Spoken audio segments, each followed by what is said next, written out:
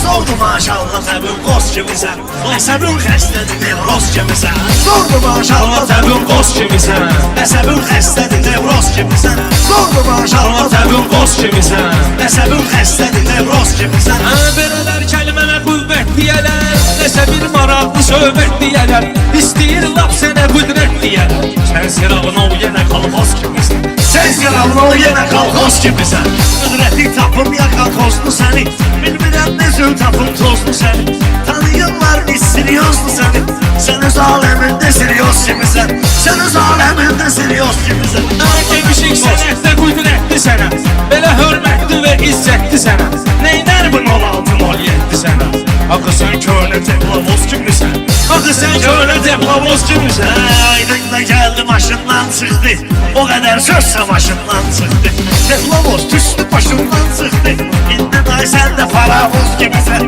İndi day sən də faravoz kimisən. Zordu maşallah təbün qoz kimisən, əsəbün xəstədir nevroz kimisən. Zordu maşallah təbün qoz kimisən. əsəbün xəstədir nevroz kimisən.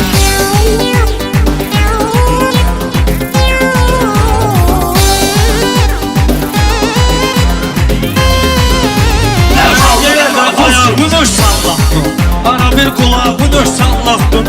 Ne dedim dudağını sallattın. Hele bil değme düşer kız kimisən, hele bil değme düşer kız kimisən. Aydın dərdimi vurmuşma giden, bunları meyxanıyla yıxma giden. Dedim bunlarla yola çıxma giden. Ən yarı yolda patatkoz kimisən, ən yarı yolda patatkoz kimisən. Səni hərdən niyə lazım çağırım, ot saçım yoxsa qığılcım çağırım. Bəlkə bir təcili yardım çağırım. Gözlərin getdi peradoz kimisən, gözlərin getdi peradoz kimisən. Sənə hərdən verərəm çay qara gül, gəl olub mən sənə day qara gül. Dövranın getdi sənin ay qara gül, başlı SSR-dəki safxoz kimisən, başlı SSR-dəki safxoz kimisən. Zordu maşallah təbün qoz kimisən, əsəbün xəstədir nevroz kimisən. Zordu maşallah təbün qoz kimisən. əsəbün xəstədir nevroz kimisən.